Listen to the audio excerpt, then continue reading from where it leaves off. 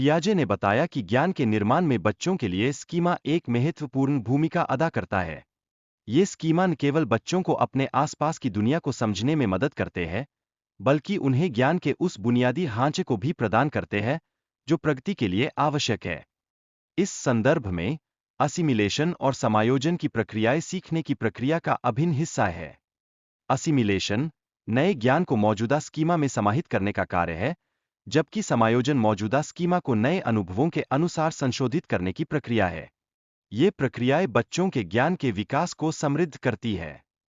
पियाजे के अनुसार बच्चे केवल निष्क्रिय दर्शक नहीं होते, बल्कि वे सक्रिय शिक्षार्थी हैं, जो अपनी सीखने की प्रक्रिया को स्वयं संचालित करते हैं।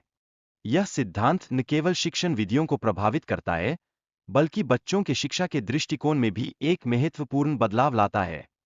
इस विकासात्मक प्रक्रिया के पहले चरण को संवेदनात्मक मोटर कहा जाता है, जो जन्म से लेकर लगभग 2 साल तक फैला होता है।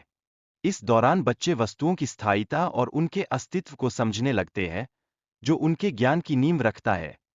दूसरा चरण, जो पूर्व कार्यात्मक के नाम से जाना जाता है, 2 से 7 साल की उम्र तक चलता है।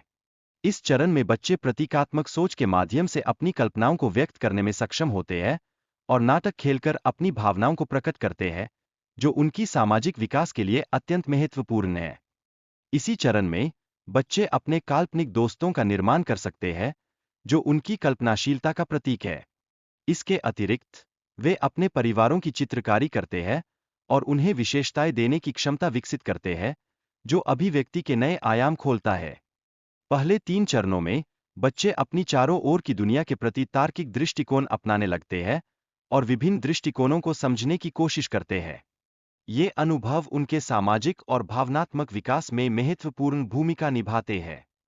अंतिम चरण में बच्चे अपने व्यक्तित्व के निर्माण और सामाजिक न्याय के मुद्दों के प्रति जागरूकता विकसित करना शुरू करते हैं, जो उनके नैतिक विकास में सहायता करता है। यह उनकी परिपक्वता और सामाजिक जिम्मेदारी की भावना को विकसित करता है।